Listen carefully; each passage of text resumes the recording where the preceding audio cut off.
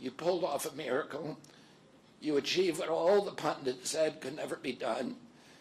You have my deepest gratitude, and I'm never going to forget that, not just for what you did for my campaign, but for the sacrifices you made because you love our country. You showed everyone that democracy is still possible here. It continues to survive in the press and in the idealistic human energies that still thrive beneath a canvas of neglect and of official and institutional corruption. Today, I'm here to tell you that I will not allow your efforts to go to waste. I'm here to tell you that I will leverage your tremendous accomplishments to serve the ideals that we share, the ideals of peace, of prosperity, of freedom, of health, all the ideals that motivated my campaign.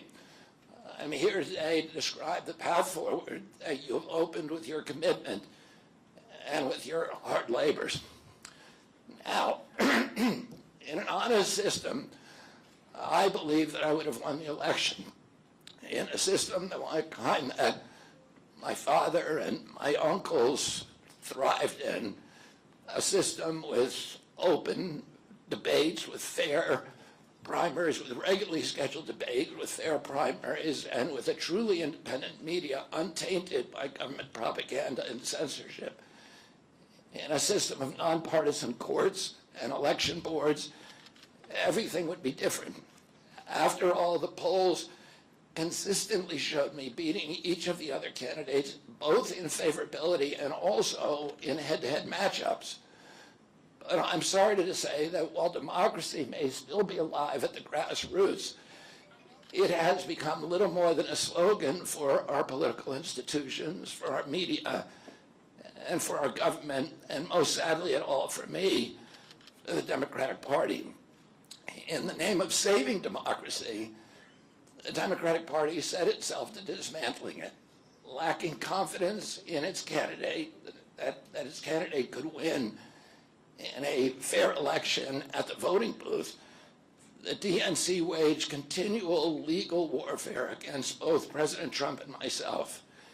Each time that our volunteers turned in those towering boxes of signatures needed to get on the ballot, the DNC dragged us into court, state after state, attempting to erase their work and to subvert the will of the voters who had signed those petitions.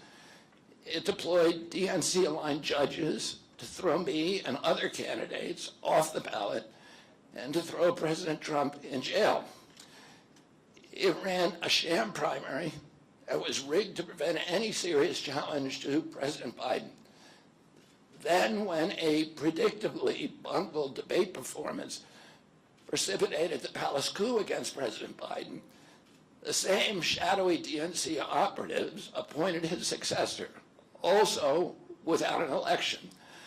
They installed a candidate who was so unpopular with voters that she dropped out in 2020 without winning a single delegate. My uncle and my father both relished debate. They prided themselves on their capacity to go toe-to-toe with any opponent in the battle over ideas. They would be astonished to learn of a Democratic Party presidential nominee who, like Vice President Harris, has not appeared in a single interview or an unscripted encounter with voters for 35 days. This is profoundly undemocratic. How are people to choose when they don't know whom they are choosing? And how can this look to the rest of the world? My father and my uncle were always conscious of America's image abroad because of our nation's role as the template for democracy, the role model for democratic processes, and the leader of the free world. Instead of showing us her substance and character, the DNC and its media organs engineered a surge of popularity for Vice President Harris based upon, well, nothing. No policies, no interviews, no debates, only smoke and mirrors and balloons in a highly produced Chicago circus. There, in Chicago, a string of Democratic speakers mentioned Donald Trump 147 times just on the first day. Oh, who needs a policy when you have Trump to hate? In contrast, at the RNC convention, President Biden was mentioned only twice in 4 days. I do interviews every day. Many of you have interviewed me. Anybody who asks gets to interview me. Some days I do as many as 10. President Trump, who actually was nominated and won an election, also does interviews daily. How did the Democratic Party choose a candidate that has never done an interview or debate during the entire election cycle? We know the answers. They did it by weaponizing the government agencies. They did it by abandoning democracy. They did it by suing the opposition and by disenfranchising American voters. What most alarms me isn't how the Democratic Party conducts its internal affairs or runs its candidates. What alarms me is the resort to censorship and media control and the weaponization of the federal agencies. When a U.S. president colludes with or outright coerces media companies to censor political speech, it's an attack on our most sacred right of free expression, and that's the very right upon which all of our other constitutional rights rest. President Biden mocked Vladimir Putin's 88% landslide in the Russian elections, observing that Putin and his party controlled the Russian press and that Putin prevented serious opponents from appearing on the ballot. But here in America, the DNC also prevented opponents from appearing on the ballot. And our television networks exposed themselves as Democratic Party organs. Over the course of more than a year, in a campaign where my poll numbers reached at times in the high 20s, the DNC allowed mainstream media networks maintain a near perfect embargo on interviews with me. During his 10-month presidential campaign in 1992, Ross Perot gave 34 interviews on mainstream networks. In contrast, during the 16 months since I declared, ABC, NBC, CBS, MSNBC, and CNN combined gave only 2 live interviews from me. Those networks instead ran a continuous deluge of hit pieces with inaccurate, often vile, pejoratives and defamatory smears. Some of those same networks and colluded with the DNC to keep me off the debate stage. Representatives of those networks are in this room right now, and I'll just take a moment to ask you to consider the many ways that your institutions have abdicated this really sacred responsibility, the duty of a free press to safeguard democracy and to challenge always the party in power. Instead of maintaining that posture of fear, skepticism toward authority, your institutions have made themselves government mouthpieces and stenographers for the organs of power. You didn't alone cause the devolution of American democracy, but you could have prevented it. The Democratic Party's censorship of social media was even more of a naked exercise of executive power. This week, a federal judge, Terry Doty, upheld my injunction against President Biden, calling the White House's censorship project, quote, the most egregious violation of the First Amendment in the history of the United States of America. Doty's previous 155-page decision details how just 37 hours after he took the oath of office, swearing to uphold the Constitution, President Biden and his White House opened up a portal and then invited the CIA, the FBI, CISA, which is a censorship agency, it's the center of the censorship industrial complex, DHS, the IRS, and other agencies to censor me and other political dissidents on social media. Even today, users who try to post my campaign videos to Facebook or YouTube get messages that this content violates community standards.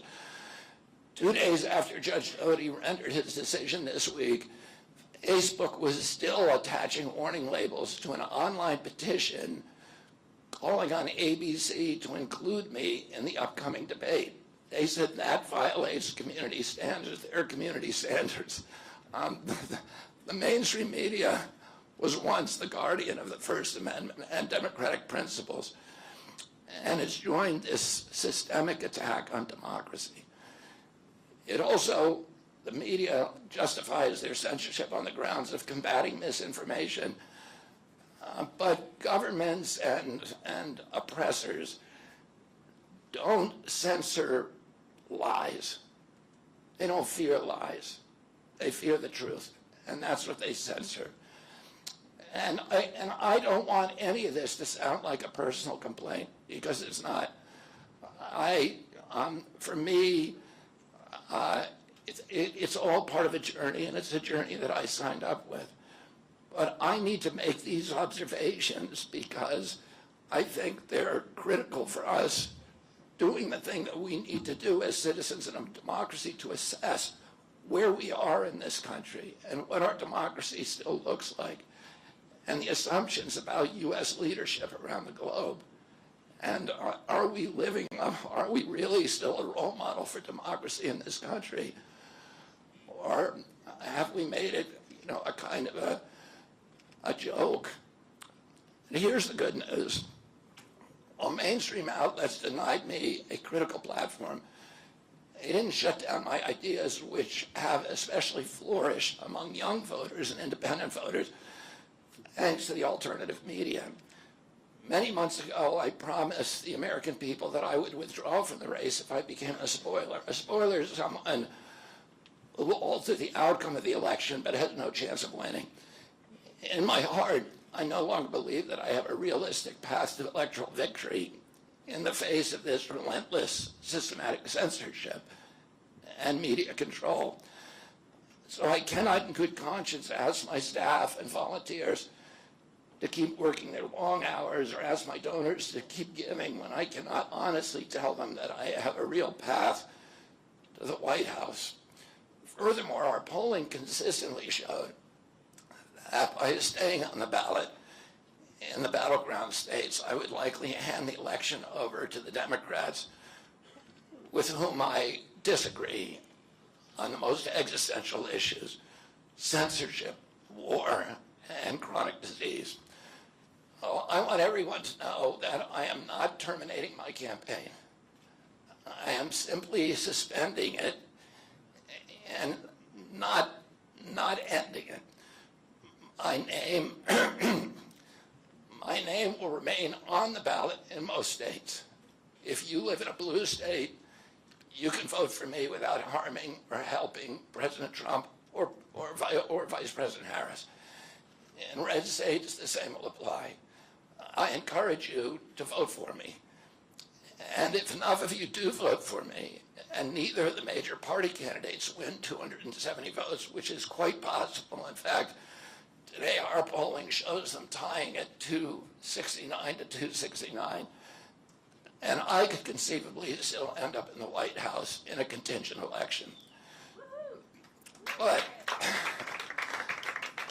in about 10 battleground states where my presence would be a spoiler, I'm going to remove my name. And I've already started that process and urge voters not to vote for me. It's with a sense of victory and not defeat that I'm suspending my campaign activities.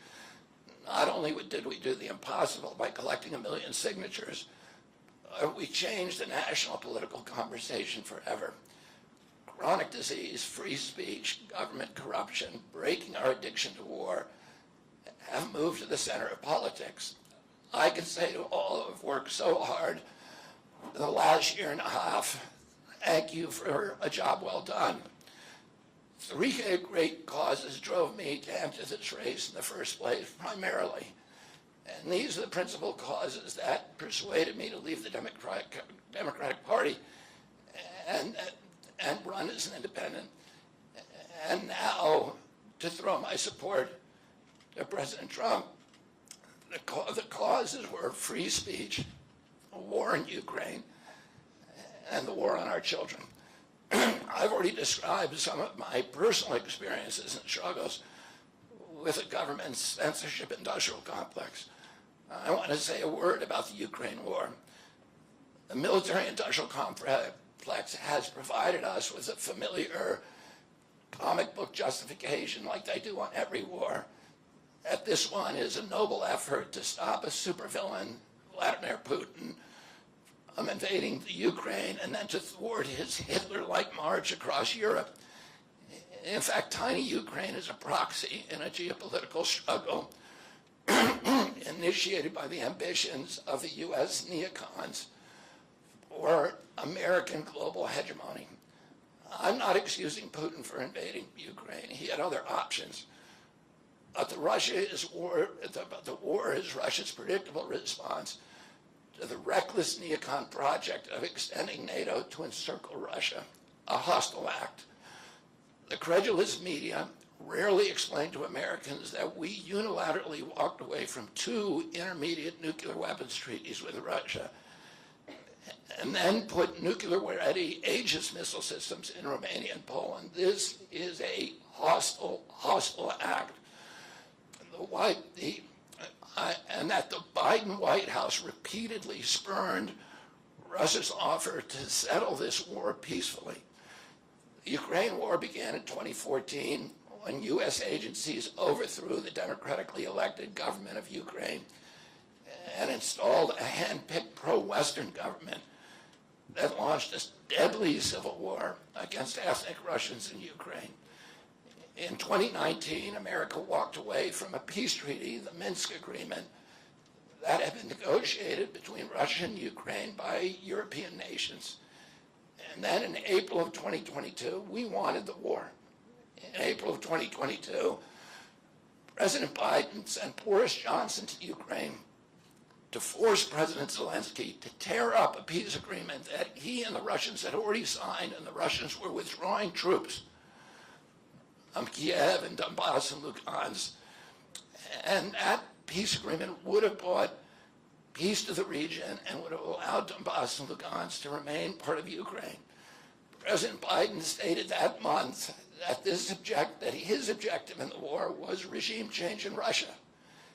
His Defense Secretary, Lloyd Austin, simultaneously explained that America's purpose in the war was to exhaust the Russian army, to degrade its capacity to fight anywhere else in the world. These objectives, of course, have nothing to do with what they were telling Americans about protecting Ukraine's sovereignty. Ukraine is a victim in this war, and it's a victim of the West.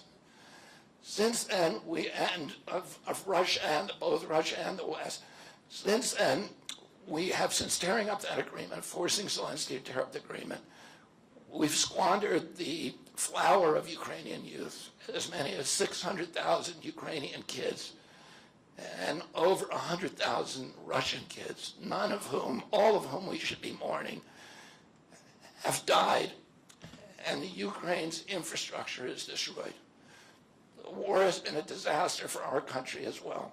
We squandered nearly $200 billion already, and these are badly needed dollars in our communities, suffering communities all over our country. The Nord Stream pipeline sabotage and the sanctions have destroyed Europe's industrial base, which formed the bulwark of U.S. national security. A strong Germany with a strong industry is a much, much stronger deterrent to Russia, and a Germany that is deindustrialized and turned into just an extension of U.S. military base. We've pushed Russia into a disastrous alliance with China and Iran. We're closer to the brink of nuclear exchange than at any time since 1962. And the neocons in the White House don't seem to care at all. Our moral authority and our economy are in shambles, and the war gave rise to the emergence of BRICS, which now threatens to replace the dollar as the global reserve currency. This is a first-class calamity for our country. Judging by her bellicose, belligerent speech last night in Chicago, we can assume that President Harris will be an enthusiastic advocate for this and other neocon military adventures. And President Trump says that he will reopen negotiations with President Putin and end the war overnight as soon as he becomes president. This alone would justify my support for his campaign. Last summer, it looked like no candidate was willing to negotiate a quick end to the Ukraine war, to tackle chronic disease epidemic, to protect free speech, our constitutional freedoms, to clean corporate influence out of our government, or to defy the neocons and their agenda of endless military adventurism. But now one of the two candidates has adopted these issues as his own, to the point where he has asked to enlist me in his administration. I'm speaking, of course, of Donald Trump. Less than 2 hours after President Trump narrowly escaped assassination, Callie Means called me on my cell phone. I was then in Las Vegas. Callie is arguably the leading advocate for food safety, for soil regeneration, and for ending the chronic disease epidemic that is destroying America's health and ruining our economy. Callie has exposed the insidious corruption at the FDA, the NIH, the HHS, and the USDA that has caused the epidemic. Callie had been working on and off for my campaign, advising me on those subjects since the beginning. And those subjects have been my primary focus for the last 20 years.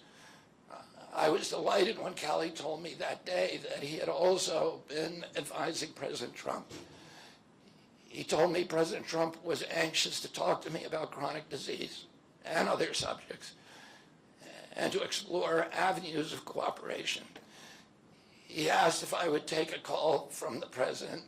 President Trump telephoned me a few minutes later, and I met with him the following day.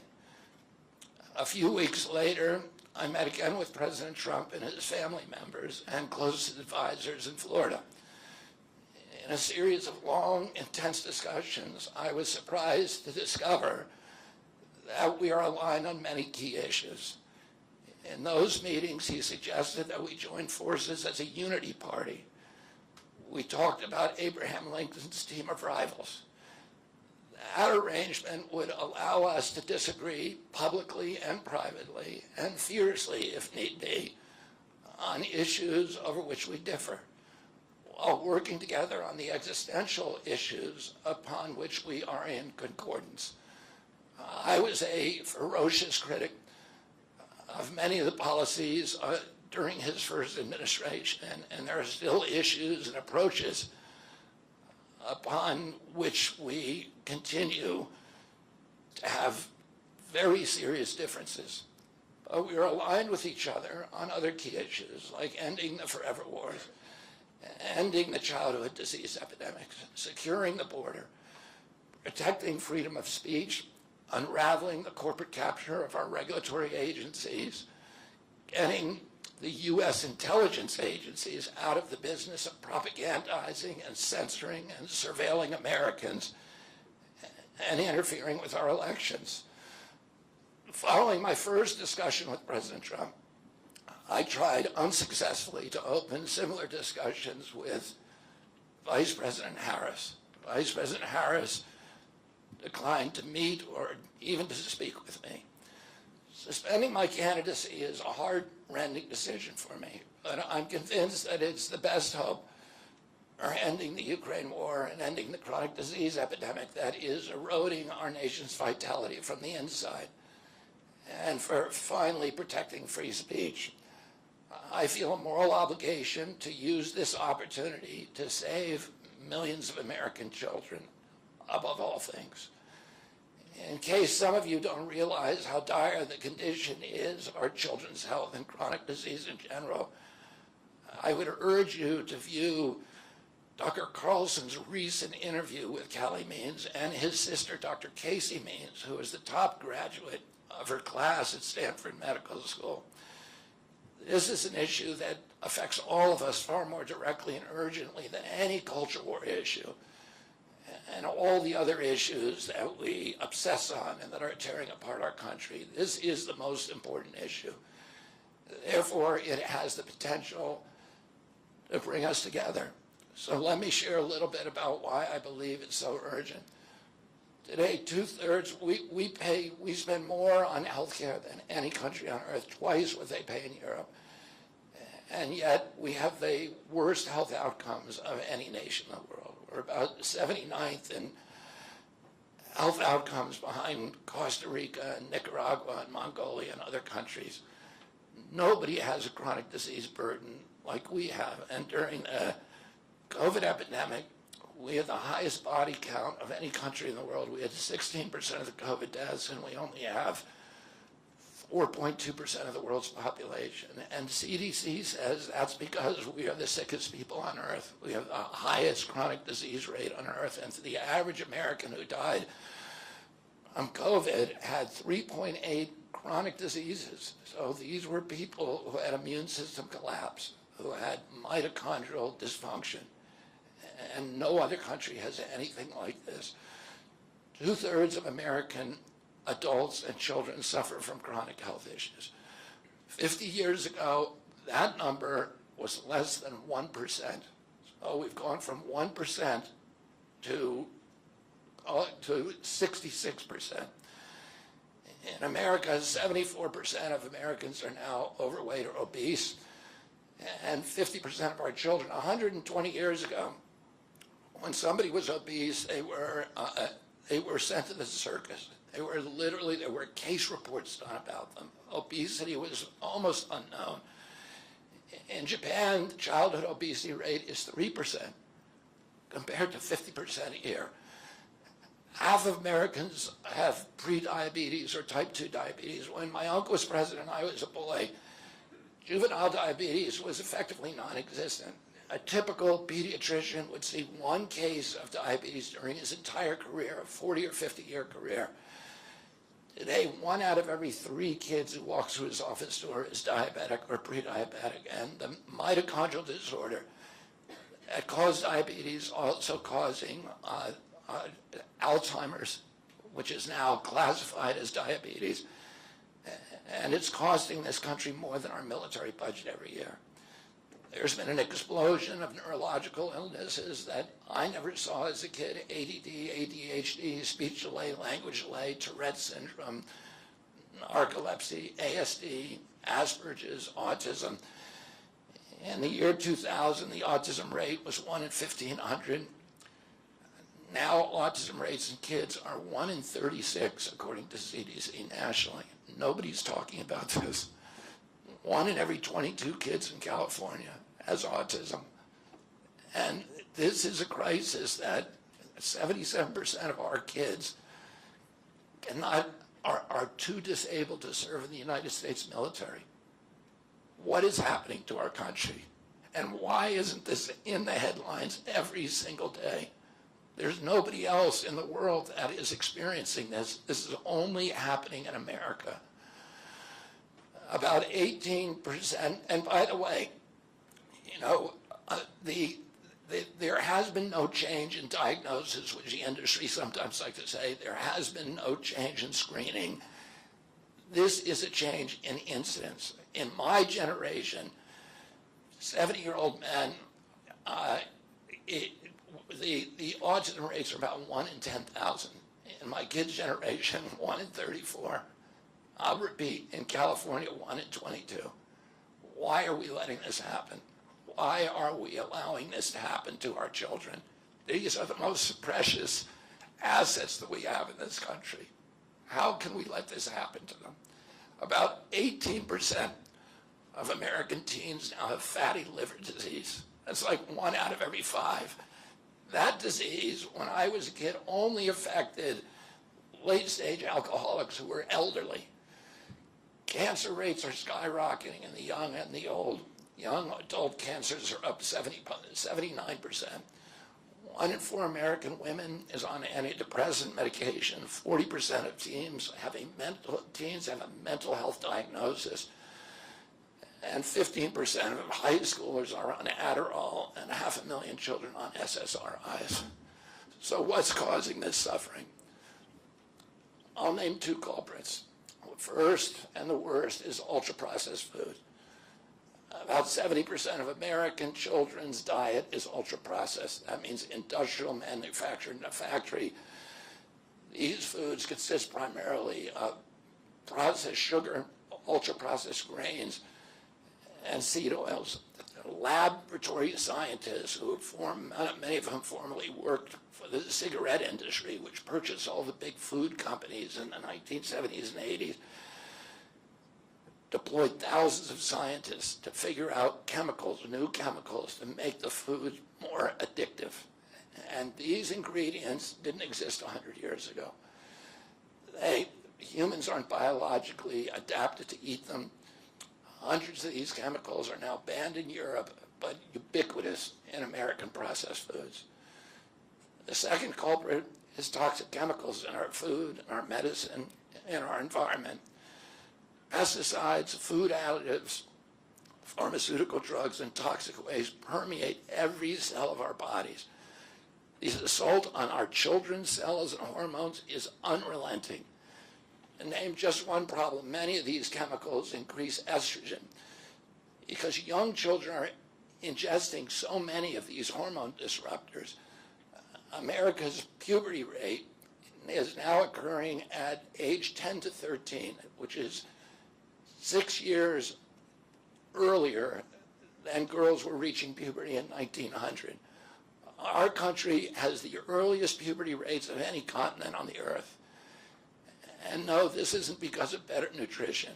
This is not normal. Breast cancer is also estrogen driven, and it now strikes 1 in 8 women. We are mass poisoning all of our children and our adults. Considering the grievous human cost of this tragic epidemic of chronic disease, it seems almost crass to mention the damage it does to our economy. But I'll say, it is crippling the nation's finances. When my uncle was president, our country spent $0 on chronic disease. Today, government health care spending is almost all for chronic disease. And it's double the military budget. And it is the fastest growing budget item in the federal budget. And chronic disease costs more to the economy as a whole, costs at least $4 trillion, 5 times our military budget. And that's a 20% drag on everything we do and everything we aspire to. Poor and minority communities suffer disproportionately. People who worry about DEI or about bigotry of any kind, this dwarfs anything. We are poisoning the poor. We are systematically poisoning minorities across this country. Industry lobbyists have made sure that most of the food stamp lunch program, about 70% of food stamps and about 70 or 77% of school lunches are processed foods. There's no vegetables. There's nothing that you would want to eat. We are just poisoning the poor citizens, and that's why they have the highest chronic disease burden of anybody, any demographic in our country, and the highest in the world. The same food industry lobbied to make sure that nearly all agricultural subsidies go to commodity crops that are the feedstock of processed food industry. These policies are destroying small farms, and they're destroying our soils. We give about, I think, 8 times as much in subsidies to tobacco than we do to fruits and vegetables. It makes no sense. If we want a healthy country, the good news is that we can change all this. We can change it very, very quickly. America can get healthy again. To do that, we need to do 3 things.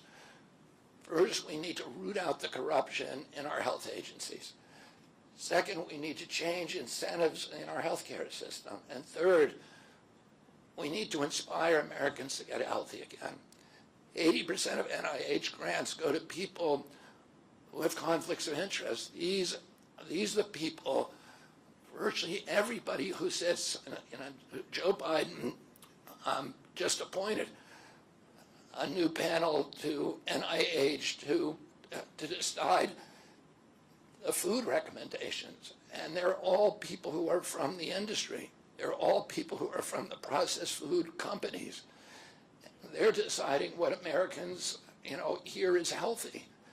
And the recommendations on the food pyramid and what goes to our school lunch programs, what go to the program, the Swiss program, the food stamp programs. They're all corrupted and conflicted individuals. These agencies, the FDA, USDA, and CDC, all of them are controlled by giant for-profit corporations.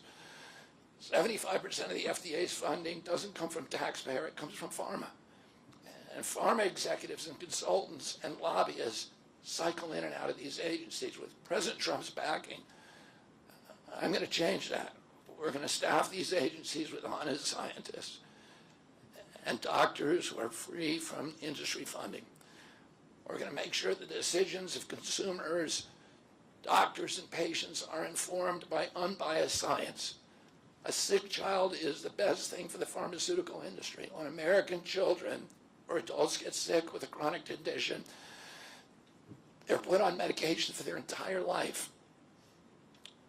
Imagine what will happen when Medicare starts paying for Ozempic, which costs $1,500 a month, and it's being recommended for children as young as 6, all for a condition, obesity, that is completely preventable and barely even existed 100 years ago.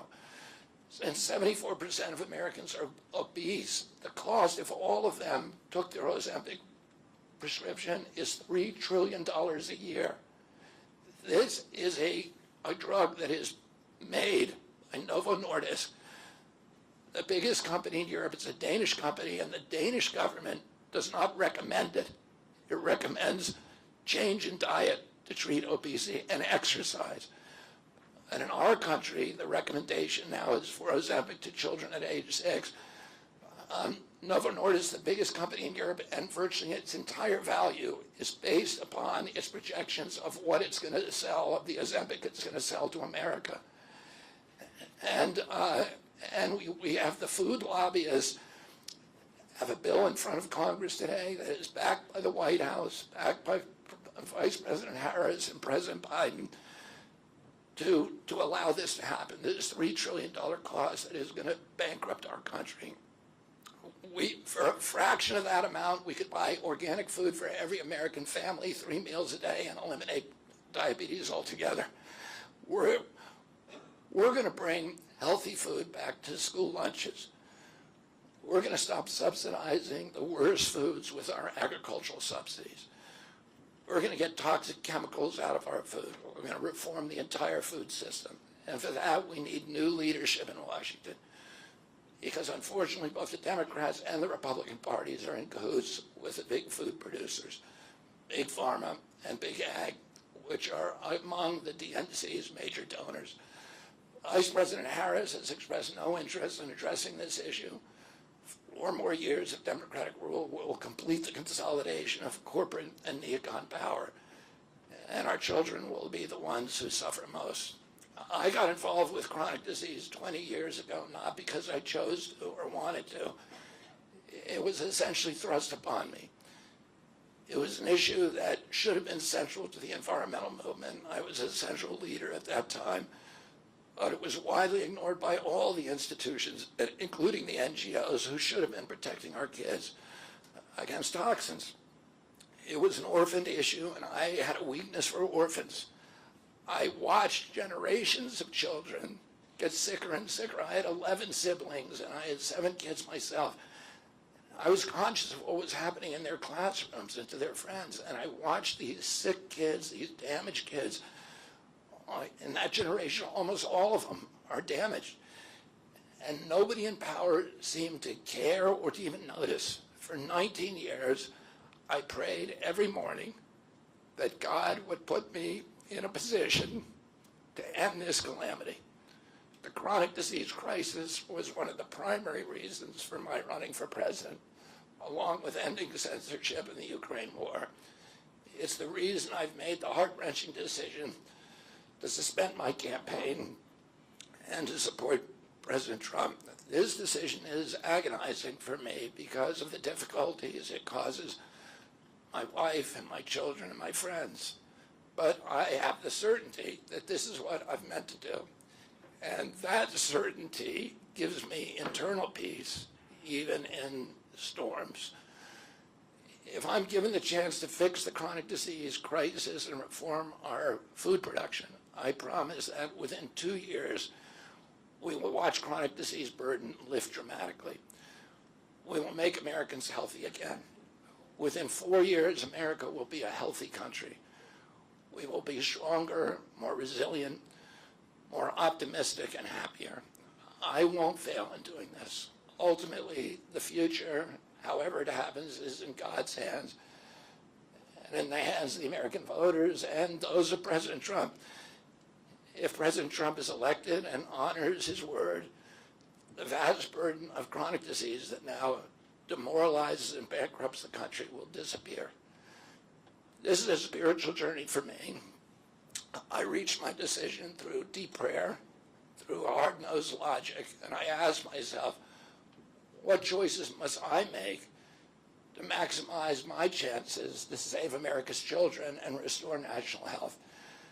I felt that if I refused this opportunity, I would not be able to look myself in the mirror, knowing that I could have saved lives of countless children and reversed this country's chronic disease epidemic. I'm 70 years old. I may have a decade to be effective. I can't imagine that President Harris would allow me or anyone to solve these dire problems.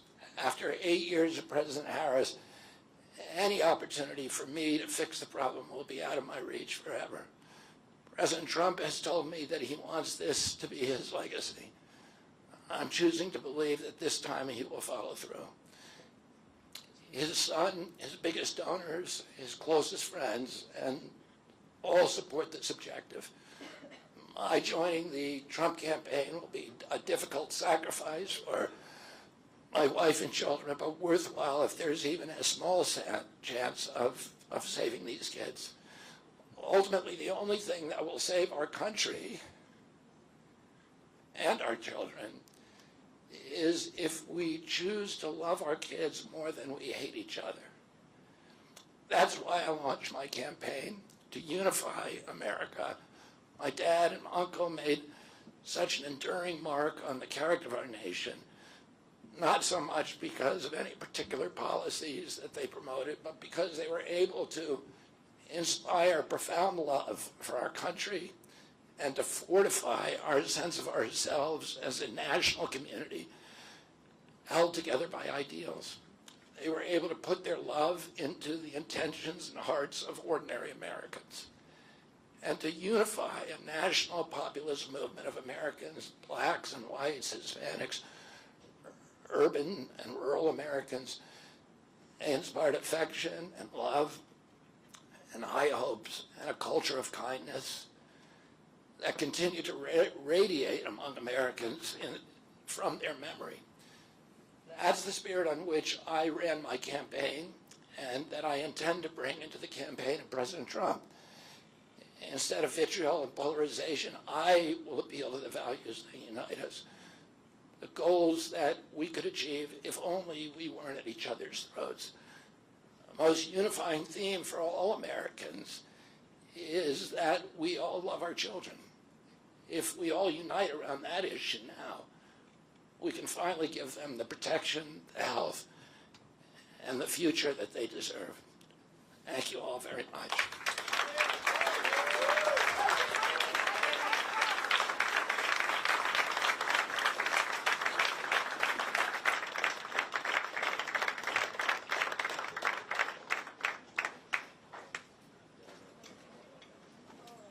Thank you, everybody, for attending. This concludes our program for the day.